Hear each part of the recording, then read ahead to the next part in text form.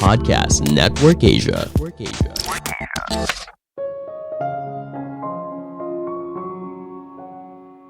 Pikiran adalah kunci segalanya. Pikiran akan membentuk ucapan dan perilaku hingga akhirnya yang membentuk hidupmu di masa depan. Halo semuanya, nama saya Michael. Selamat datang di podcast saya, Sikutu Buku. Kali ini saya akan bahas buku The Power of Your Subconscious Mind karya Joseph Murphy. Sebelum kita mulai, buat kalian yang mau support podcast ini agar terus berkarya, caranya gampang banget. Kalian cukup klik follow. Dukungan kalian membantu banget supaya kita bisa rutin posting dan bersama-sama belajar di podcast ini. Buku ini membahas kemampuan dari pikiran bawah sadar. Ketika kita yakin pada sesuatu dan memvisualisasikannya dengan jelas, maka kita bisa melepaskan semua rintangan mental untuk mencapai hasil yang kita inginkan. Pikiran bawah sadar selalu bekerja, entah membantu kita mencapai apa yang kita inginkan, atau malah menghambat kita mencapai hal besar. Kita bisa belajar menggunakan kemampuan pikiran bawah sadar dengan latihan berpikir positif dan visualisasi hidup yang kita inginkan. Saya merangkumnya menjadi 3 hal penting dari buku ini. Pertama, pikiran sadar dan bawah sadar. Mungkin sebelum membahas lebih jauh, saya mau jelaskan dulu kalau penulis menjelaskan kalau ada 2 bagian dalam pikiran kita, pikiran sadar dan pikiran bawah sadar. Pikiran sadar atau bisa juga disebut sebagai pikiran yang objektif. Ketika kamu membuat sebuah keputusan, maka kamu menggunakan pikiran sadar. Misalnya memilih mau makan apa hari ini, merencanakan liburan, dan sebagainya. Pikiran sadar mendapatkan informasi dari interaksi panca indera kita dengan dunia luar dalam kehidupan sehari-hari. Di sisi lain, pikiran bawah sadar atau disebut sebagai pikiran subjektif bekerja tanpa bantuan kesadaran. Tanpa kamu berikan perintah secara sadar, bagian tersebut bergerak secara otomatis. Misalnya gini, fungsi jantung, pencernaan, sirkulasi darah, pernafasan, dan sebagainya bergerak oleh pikiran bawah sadar. Sederhananya, coba bayangkan sebuah gunung es. Bagian yang terlihat adalah pikiran sadar, sedangkan bagian di bawah permukaan air adalah pikiran bawah sadar. Walaupun kamu bisa melihat bagian gunung es yang berada di atas permukaan air, tapi kamu tidak tahu seberapa besar bagian gunung es yang berada di bawahnya. Analogi ini sangat menggambarkan pikiran manusia. Bagian yang kita sadari hanyalah apa yang kita lihat di atas permukaan air, yaitu pikiran sadar. Namun bagian di bawah permukaan air yang besar tidak terlihat. Apakah kamu pernah belajar mengendarai sepeda? Di fase awal, kamu perlu perhatian penuh yang berasal dari pikiran sadar. Namun ketika kamu sudah mulai mahir, pikiran bawah sadarmu mulai mengambil alih. Lama-kelamaan, mengendarai sepeda ibaratnya menjadi sebuah pekerjaan yang otomatis. Ini adalah contoh bagaimana pikiran sadar dan bawah sadarmu berkolaborasi. Dalam mencapai hal besar, kamu pun bisa menggunakan kemampuan ini, namun hanya melalui pikiran positif yang diulang terus-menerus.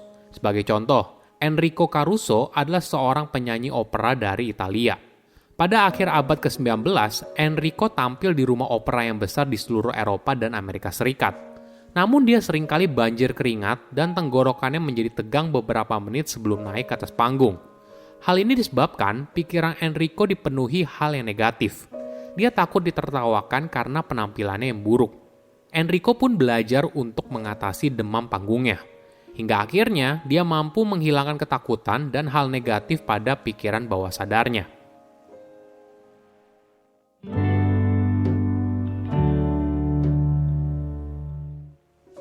Kedua, ketika bingung, dibawa tidur aja. Apakah kamu tahu kalau sepertiga hidup kita dihabiskan untuk tidur? Waktu tersebut tidak hilang karena banyak hal terjadi saat kita tidur. Tubuh kita mengembalikan energinya lagi, mengobati luka, mencerna makanan, dan sebagainya. Penulis berpendapat kalau kita bisa menggunakan kemampuan pikiran bawah sadar saat kita tidur untuk membantu mengambil sebuah keputusan. Dalam hidup, kita mungkin saja mengalami dilema, apakah pindah ke tempat kerja yang baru, atau memulai usaha sendiri, dan sebagainya. Penulis memberikan sebuah contoh yang menarik. Salah satu pendengar acara radio penulis sedang berada dalam situasi yang dilematis. Dia ditawarkan pekerjaan dengan gaji 2 kali lipat dari gajinya sekarang, tapi dia harus pindah ke kota lain. Situasi ini membuat dirinya bingung. apakah menerima pekerjaan tersebut atau tidak. Wanita ini lalu mempercayakan hal tersebut pada pikiran bawah sadarnya dan percaya kalau dia akan mendapatkan jawaban terbaik setelah bangun tidur keesokan harinya. Sebelum tidur, dia berusaha memusatkan pikirannya pada situasi tersebut. Di pagi hari, ada insting dalam dirinya yang mendorong untuk menolak pekerjaan itu. Dia akhirnya memutuskan untuk menolak pekerjaan tersebut. Beberapa bulan kemudian, pilihan itu ternyata tepat. Perusahaan yang menawarkan pekerjaannya dulu ternyata sudah bangkrut. Dalam kisah ini, tentu saja tidak ada orang yang bisa memprediksi masa depan seperti apa. Namun mungkin saja kita membaca bahasa tubuh si pemberi kerja, atmosfer kantornya, dan lingkungan kerja di perusahaan tersebut.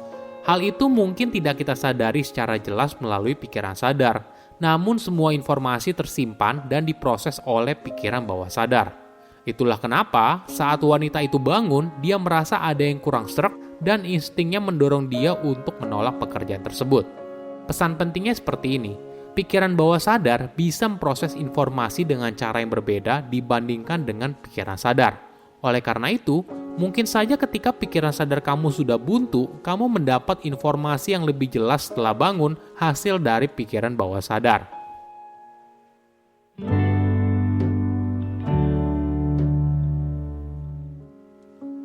Ketiga, memilih untuk hidup bahagia. Setiap orang kalau ditanya, pasti ingin hidup yang bahagia. Tapi apakah kamu secara sadar memilih untuk hidup bahagia? Ini pertanyaan yang dalam dan membuat saya berhenti sejenak.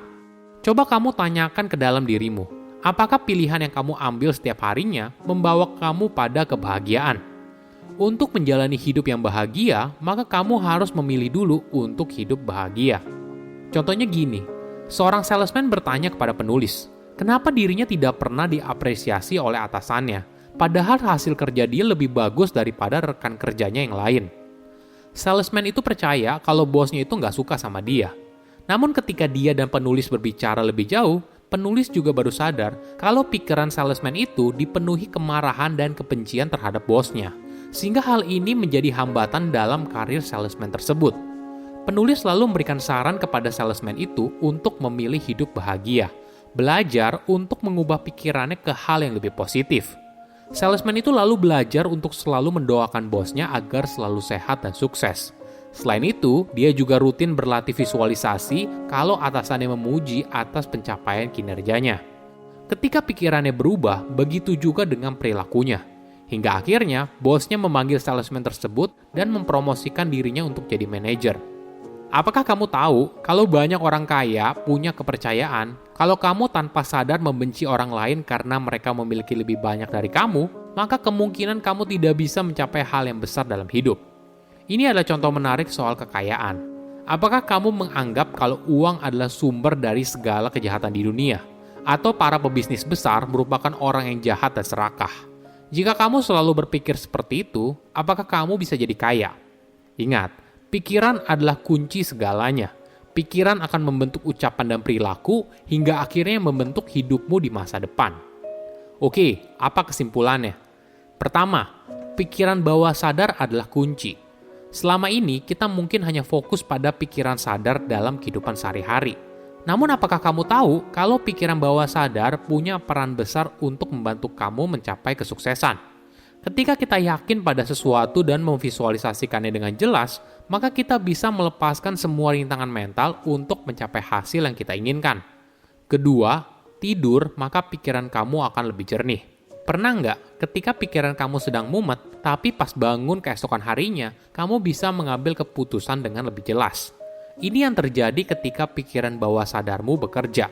Pikiran bawah sadar bisa memproses informasi dengan cara yang berbeda dibandingkan dengan pikiran sadar.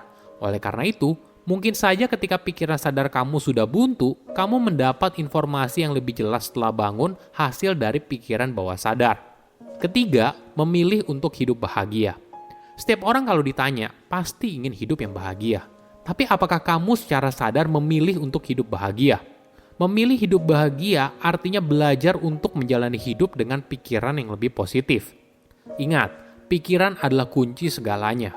Pikiran akan membentuk ucapan dan perilaku hingga akhirnya membentuk hidupmu di masa depan. Saya undur diri, jangan lupa follow podcast Sikutu Buku. Bye-bye.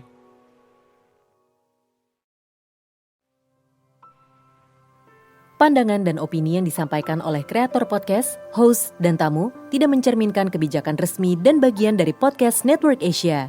Setiap konten yang disampaikan mereka di dalam podcast adalah opini mereka sendiri dan tidak bermaksud untuk merugikan agama, grup etnik, perkumpulan, organisasi, perusahaan, perorangan, atau siapapun dan apapun.